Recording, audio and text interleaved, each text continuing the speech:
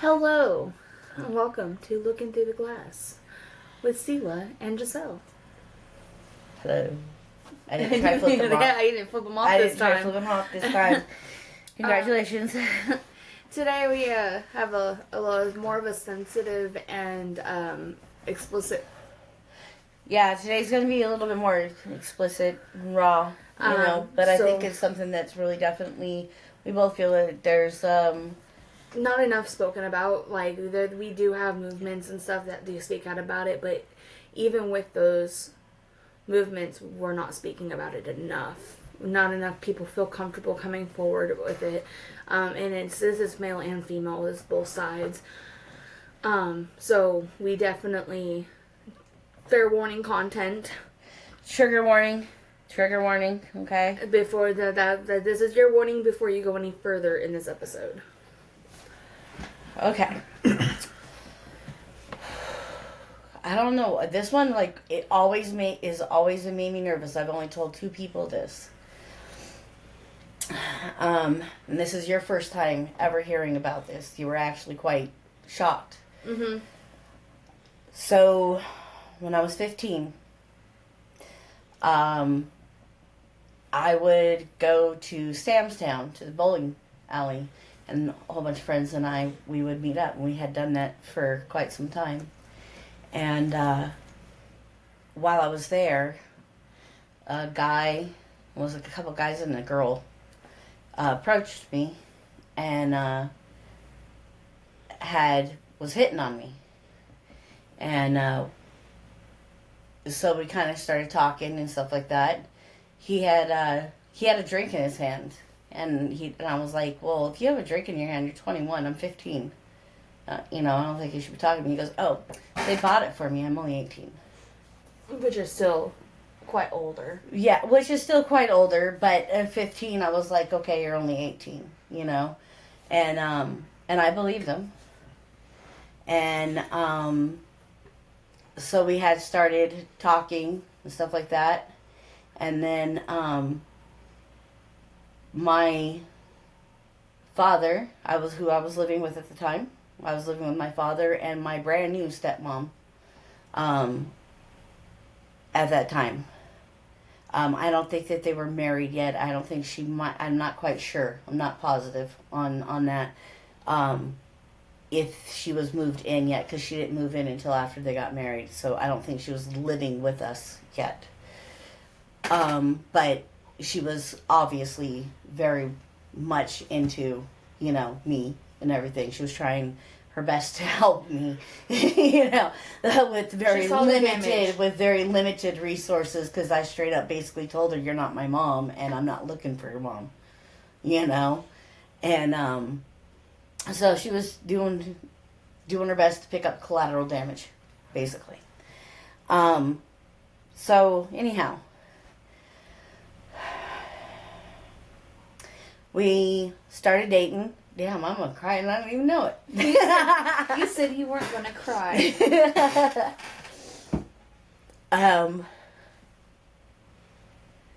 This one hit me hard because there was confusion on my side.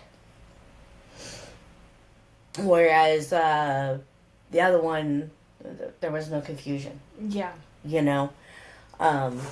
But there were similar words said, so that I always did feel it, but it was just because there was other things involved that we're going to talk about. There's things that are involved that people don't talk about when these things happen. But anyhow,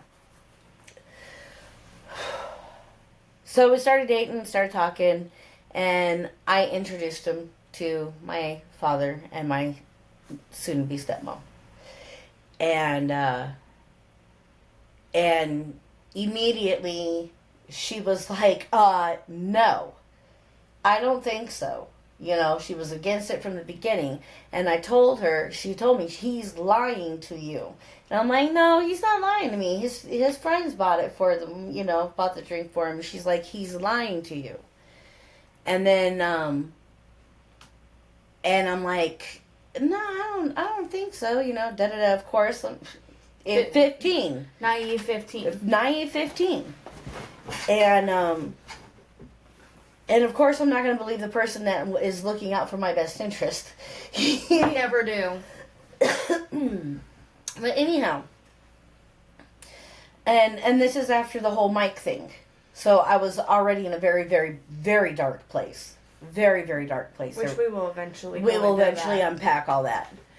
So anyhow, they meet. Well, my dad and him kick it off great right away. Very similar personalities. And they kick it off right away, you know. And my dad was looking for somebody to help him with his business. He was in need of somebody. He was looking for help. And it just so happened that this guy was looking for a job. So he started working for my dad. And after dating him for, I don't know, I guess maybe about a month. I'm not quite sure. He told me, I lied to you about my age. And I was like, well, then how old are you? He goes, I'm 20. And I was like, okay, well, I don't know exactly how my parents are going to handle that, you know? Yeah. So I'm not quite sure. I don't know if I don't quite remember if I kept that part from them or not. But I do know that, again, later on, in some point in time, he, not too much longer after that, he had told me, I lied to you twice about my age. I'm actually 24. And I was like, well, we most certainly are not telling my parents that, you know? Yeah. But he did work for my father. And he had to have some. Diana knew it immediately. You know, yeah. She was like, I am not being fooled. And I'm quite sure there was quite a few arguments. I'm behind the scenes. I'm, you know, knowing her. But anyhow, and my mom at this point in time is really not too much in the picture. You know, she's going through her own personal hell at this point in time, you know. And so she's going through her stuff. So I'm going through that too. And so eventually what happened is, like, he became very mean towards me. Like, he would come over in the mornings and I would be getting dressed, getting ready for school. And because my dad's business was based, you know, everything was at home, you know, all the equipment and everything was at home. So there was his, you know, he had access to me. And I would be getting dressed in the morning and he would just walk in to my room. Not knock, not anything. He would just walk in. Like he owned the place. Like he owned the place, yes. And my father was very well aware of it and never said anything.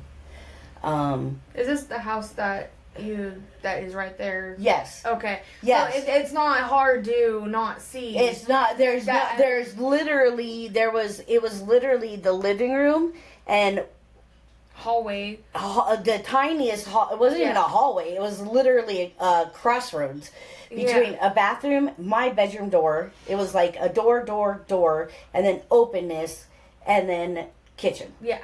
You know, it's very, very right tiny house.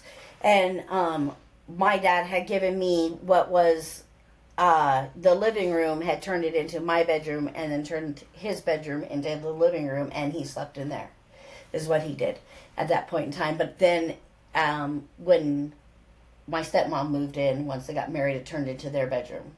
So it was, we had bedrooms in the kitchen to kind of turn into the meeting place type thing. So anyhow, he would walk right into my room, you know, and I got onto him about it a few times, you know, and of course he was very, pushy on things, you know, and I'm not saying that I was innocent. Yeah, I absolutely was not. And, but because he started getting more mean about things, I started hiding myself, you know. But it was also with me, was, excuse you, you have no idea what I'm doing in here. You have no business opening my door. This is my room, you know. And he would just give some snide comment and be like, there ain't nothing you can do about it, type thing. Well, then,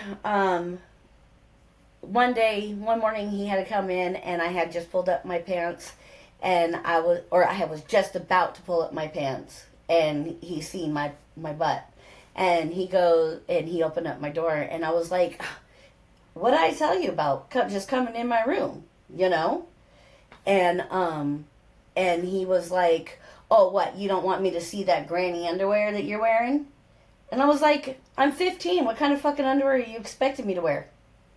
You know? And he goes, well, that's okay. You're too fat for any kind of sexy underwear anyways.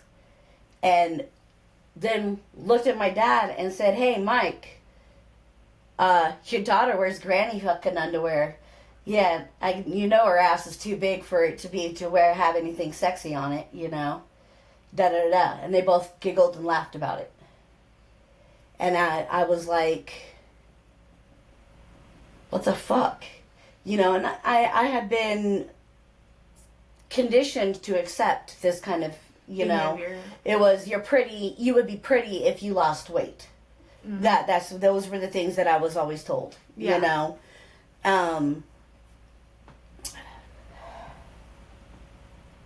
So at that point, not only was there a turning point between me and how I viewed my father more and more, but there was the turning point of, I don't need that. And I had someone else that we were in relationship on and off, and we were talking again.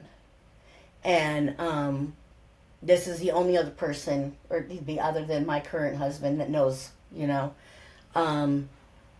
So we had started talking again.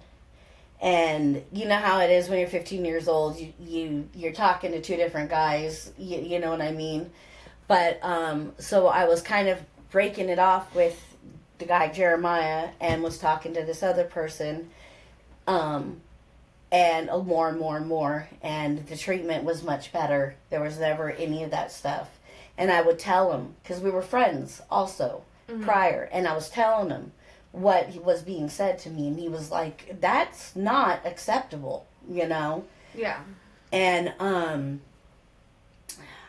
so I was turning more and more to him. Well, finally I had went out with Jeremiah to some kind of carnival or something, I think. I can't remember exactly what it was. No, it was actually Circus. We went to Circus on the roller coaster. That's what it was. And I can't remember what he was saying to me, but he was just being like talking all kinds of just mean stuff to me, and I was just like, I'm done. You've lied to me multiple times, and you just come into my room, you think you owe me, you think that you can talk to me like this, and it's okay. No, it's not happening. And so it was to the point to where, so one of my friends was staying the night and kind of covering for me, is what was going on. And she was on the phone with that person that I was talking to, and he heard the argument going on, and he was putting on clothes, putting on shoes, and was walking out the door, was leaving to come over. Didn't care. Wasn't asking mom, nothing. Granted, he was 16 years old, you know, but he didn't care. It wasn't happening. And until I told him, no, just stay home, don't get in trouble, I got it handled, you know, da-da-da. But I had to, he started to get physical with me. And there was a lot of banging on my bedroom door, because the bedroom door had a front door to it, and it was all glass, you know. And then he took off. And I stayed on the phone with him, with the other guy, for a while. And then that's when him and I started dating again. So fast forward a few months, go by, and Jeremiah is still working for my father. Every morning, I'm still dealing with him, harassing me more and more. And your father's not doing anything about it. No. No. My father is 100% participating in it. Willingly, loving it, enjoying it. And I guarantee that my father knew that he had lied to me about his age.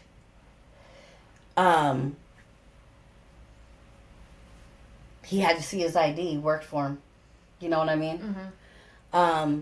So let's fast forward, and my stepmom, my dad finally actually get married, and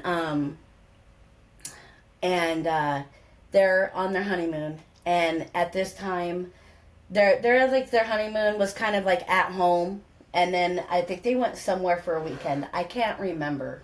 I can't fully remember. All you know is you weren't home. All I know, I was staying over at a very close cousin of mine. I love her to pieces. And her husband and their young children. I was very, very, very, very close to these people. You know who they are. And if they ever hear this, they know who they are. One day, for whatever reason, I couldn't be picked up from school. I believe that the husband had a meeting or something after work and couldn't pick me up. So I had to ride the bus home. And it was already planned up to where my current boyfriend now was gonna pick me up when he got off of work, because he went to, or something like that. I can't remember what it was, or I think it was when he got off of work. He went, and then he was gonna pick me up and take me over there. Well,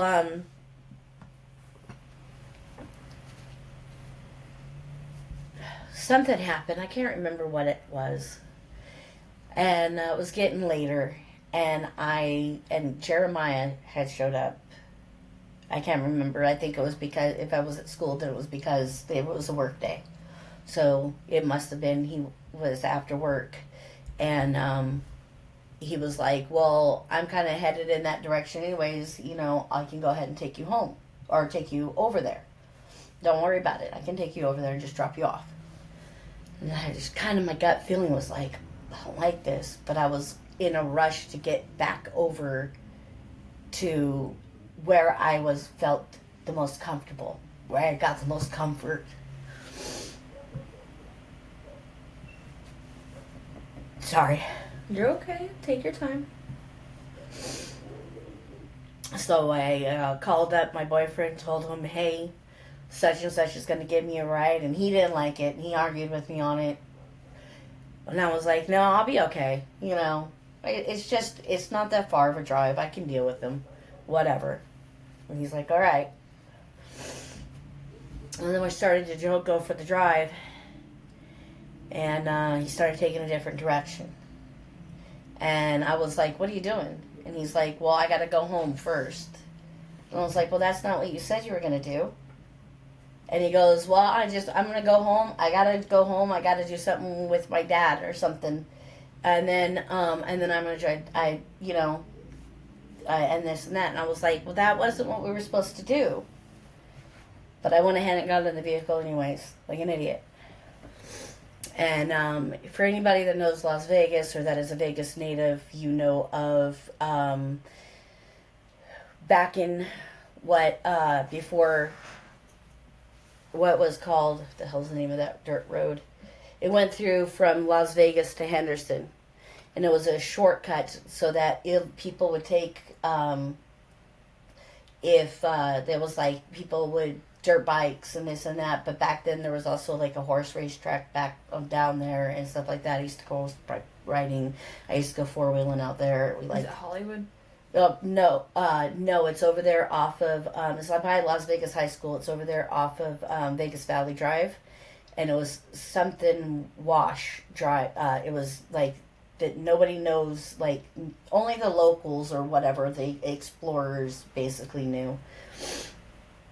And it came out the road. If you took the road right, it would come out over there by the old watch factory in Henderson.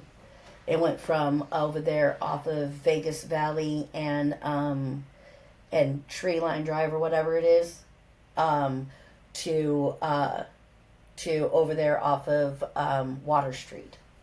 Okay, people will know it. Very, very, very, very easy to get lost in this area. These areas. You don't want to get, like, we've gotten like vehicles broke down out there, and people get lost out there very easily and stuff. Not to mention, there's some people out there that live out there, away from the cops, stuff like that.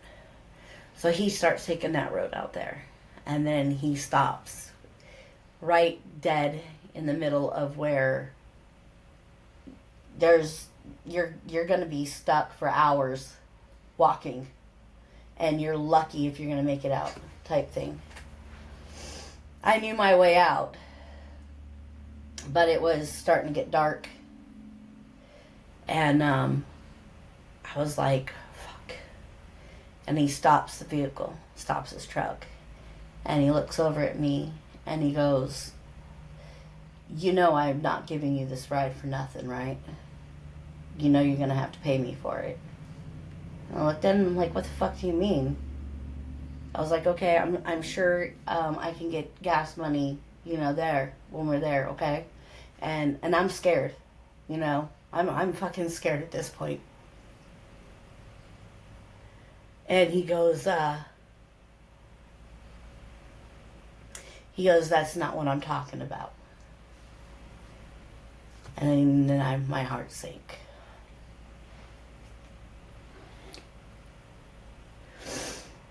But I had to hide it. I can't show my fear, Yeah. You can't show that fear.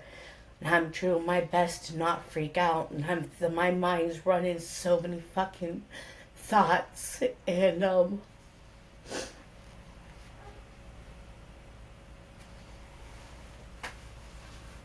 I'm like, fuck. This is before there's cell phones. Mm-hmm. And, I'm like, okay. And then he starts heading back to his house, fishing. And he did that purposefully. He knew when he stopped and was telling me what was going on. It was to scare you. It was to put more fear into me, and put me in the position where I was not able to get help. And so we get to his house, and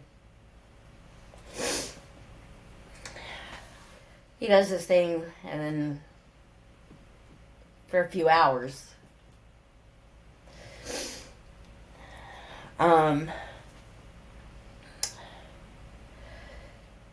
has me do things, teaching me things, has me doing things, teaching me new things and stuff like that. And I'm saying that for a significant reason here in a minute, And, of course, praises me on how good I was at it, I didn't fully understand what that meant until just recently, going through it in my mind and stuff. And, so I clean up the best that I can. I get dressed. It's the third one today. And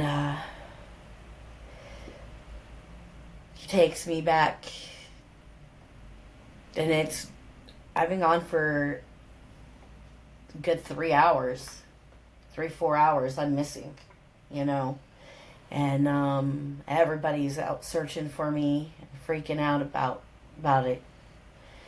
And I get dropped off over there. And of course dropped off, and he runs away. And I didn't know what to say. Like I didn't know what to do. I didn't know what to say because um, there was that good girl thing a part of it, you know, and I kind of thought it was my fault, you know, and We're conditioned to make feel that way. and you know, because I was told you enjoyed it, you know, um, stuff like that. So they were so mad and so worried. And I couldn't tell them what had happened, so trying to come up with that lie right then and there.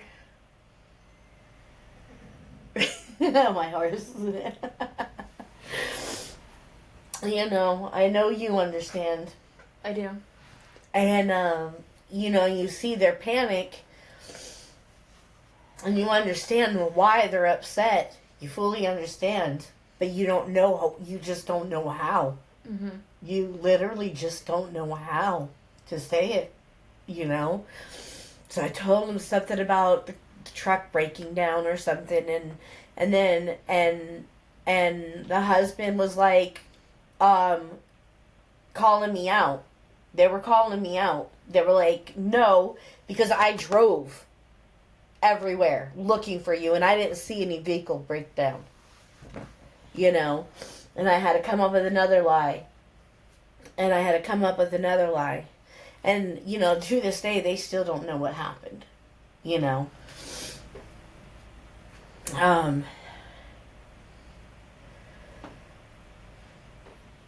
But, you know, for months, I had to deal with him walking into my bedroom every day after that. I had to deal with him talking bad about me, making fun of me, my granny panties, you know. And you want to know what the worst part of it is that I introduced him to friends of mine. And those, for one of them, he had dated multiple friends of mine. And one of them, she was a really sweet girl.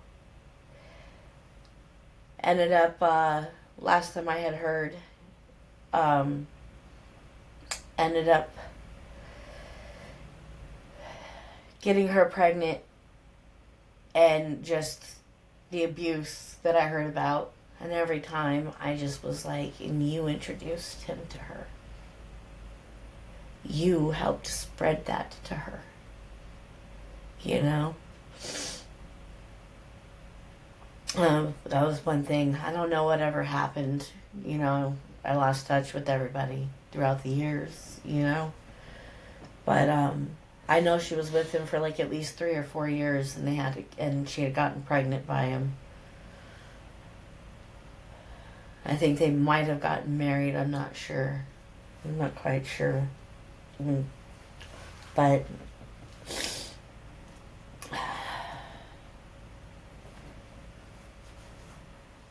I was always afraid to tell this one. I don't know why.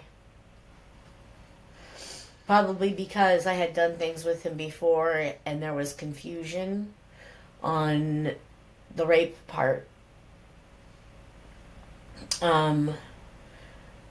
Because of the things that he had said to me, and the way my dad had treated, the way he treated me, the way my dad had handled it, you know. I mean, I never told my dad what had happened, that had happened, but I'm quite sure the reaction was not going to be what I would wanted it to be. You know, judging off of the snide remarks that he would help jab at me with Jeremiah, you know. And I'm not saying this to be as any hate towards him, you know. Of course, there's forgiveness that, you know, But, and I ain't trying to talk bad about my dad, but that this is your truth. This is just what happened, you know. I mean, he might be a changed person now, I don't know, you know. Hopefully for him he is. But, you know, so if anybody watches this and thinks that that's part of that family, I'm not trying to talk bad about him. And that isn't my purpose on this at all. I think I'm ready to stop it there. Okay.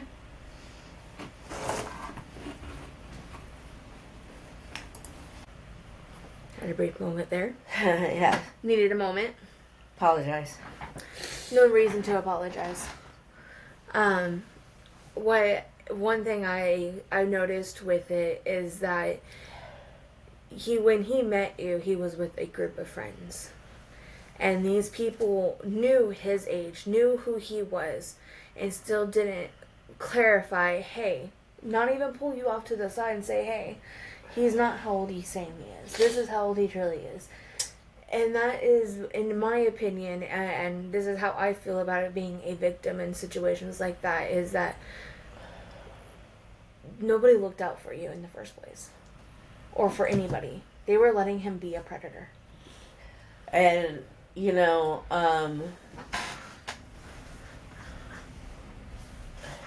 I mean, I wasn't honest about his age with my parents, you know, and all that when I found out. But at the same time, he worked with my dad. And he worked for, let me lead. Your dad was his boss. My father was his employer. Yes. Therefore, my father had all of his information. He had to know his actual age. My father was with him sometimes 12 hours a day. And alone with him in a truck. Close quarters. You can, and you know, you have your ways of saying that you are putting a forgiveness there. I have nothing to forgive him about. He allowed that. He allowed you to be in a situation, a dangerous situation. He allowed you to have this predator be around you, walk into your room, and found entertainment out of it.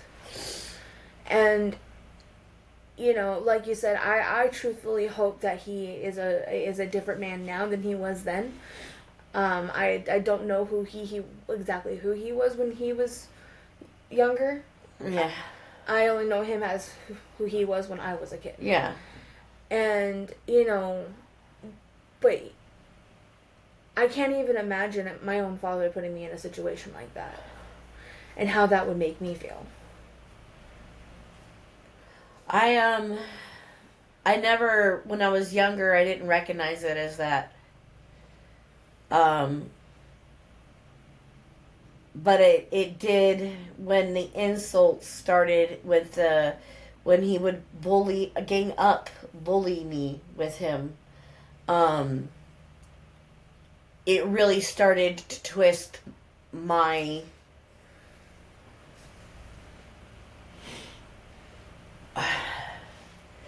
I just couldn't understand why. I have to, if I had to sum up my father's and my relationship, it would be me not comprehending as to how you could do that to a daughter. In so many different ways. In so many different areas. And in so many different instances. The things that were said to me, the things that, how he, even when he did show up for me, it was in a very, very, very, very, I think it was more of just to gather intel on what's going on in my life for him to be able to talk about me. Yeah. That's what it seemed like. Now that I look back on it, I think it was just more of what he did seem to care was just to get intel. Because there was things that he's done to me, other things, and you are aware of those things. I'm not even gonna That's a different story. And Yeah, that's a totally different story, different time. But you know that if I could sum up my father's and my relationship, it would be 100% of me baffled of how could you possibly be like that towards your daughter. And out of it all, and I'm jumping around here, but like even towards the end when you get out of the vehicle, what are you supposed to say? How are you supposed to feel? How are you? You're still in the mindset of processing what just happened to you. Yeah. And it was a lot to process. You know, like I said, it was hours. It was hours of it. And, and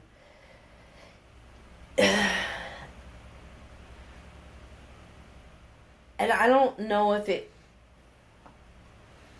turned into a default mode. I'm not quite sure what happened. You know, I can't tell you. I'm not a psychologist, you know. And I actually haven't even told my therapist about this yet. I'm obviously going to, next appointment, be breaking this down with my therapist, you know. And I'll keep you guys, you know, for those who are invested or in the story or whatever, I'll keep you guys updated on what my therapist has to say about it.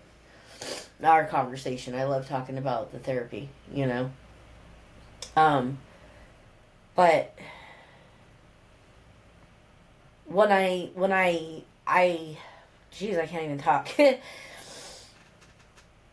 When I look back on it, and I don't do it very often, I was literally like told in a dream this morning to talk about this today. It was literally woke up, okay, well, guess that's what I'm talking about, you know. So I didn't even get a chance to process or practice or write out or anything. This is, you know. This is raw. Yeah, my thoughts back on it. But it clicks more and more and more and more. And because there's this state of confusion, because I didn't fight it. I didn't fight it. And prior experiences when I didn't fight something else, I was told, you know, if you don't fight, then that's not what it is. Which that's just how we and that was by somebody that was very close to me in age, and somebody that was very close to me in the family. So that was rippling through my mind so hard. And because these things happen so close together. It was within a year of each other. Year and a half of each other. And I was still processing all of that psycho damage, you know. Yeah. And when I say psycho, I mean psycho, literally a sociopath damage.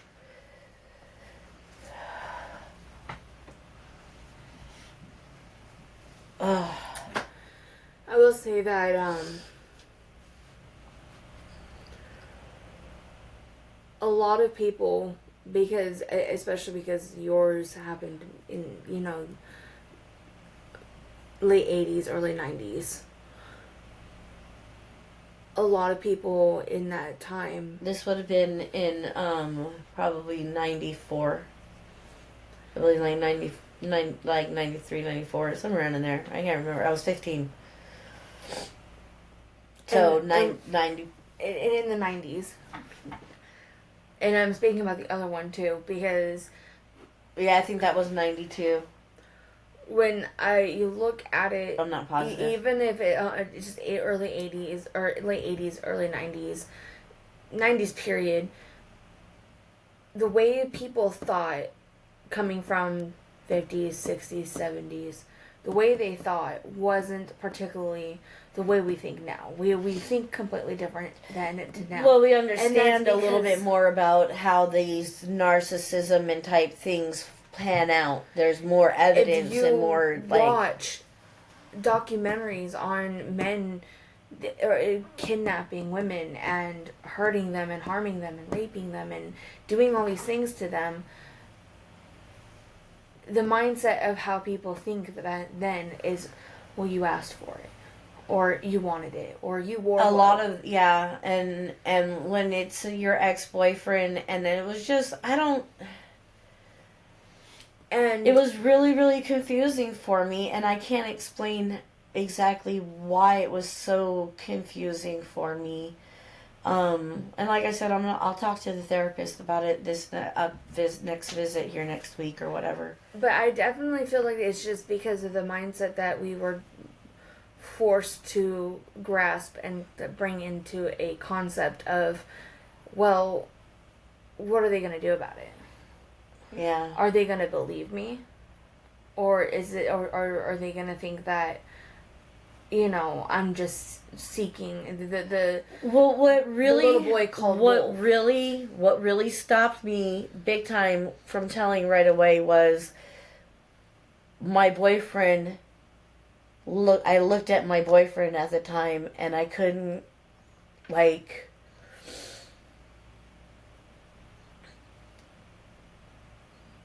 I felt like I had cheated, Mm-hmm. and I didn't know how. I just, because he was my ex-boyfriend, and it was my fault, and I didn't fight, and I didn't this, and I didn't that, So I'm going to tell you right now, it wasn't your fault. That's where you're wrong. Oh, I know. It wasn't your fault. No. And just because you didn't fight or because you got into the vehicle, we don't always follow our gut. Like we should. At that point in time in my life, I was in such a dark spot already. It was very much of what else can go wrong. I was almost on a suicide mission on putting myself in dangerous situations. I was, and that was just the beginning of it. You know what I mean? And so that's where it's, you shouldn't blame yourself. You shouldn't blame yourself. No. How are you supposed to fight it? A lot of people don't. And the man was doing landscaping for a living. It didn't matter. I mean, I'm strong, but at the same time, we're talking... A male strong to a female strong isn't exactly... And there was already a wear down on the confidence side against him. Exactly. I mean, no matter what, I've always been a very spiteful person. I've always been very sassy and very... no, I'm going to put you in your place, and I'm going to tell you exactly what I think, no matter what. It don't matter what danger you cause. I'm going to tell you. That's just who I am. Period. I was that way at 15. I was that way at 5. You know what I mean? But, yeah, and for a long time you blamed yourself for everything. Years. It took years for me to actually come out and tell that person, the boyfriend, it took years.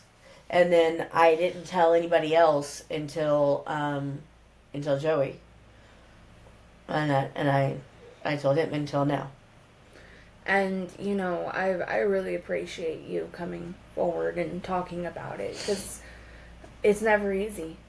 And so many people should know that it can be right in front of you, no matter what. Or if it is right in front of you, there are people who understand. There are people who and are for you willing. Parents out there, pay attention to how your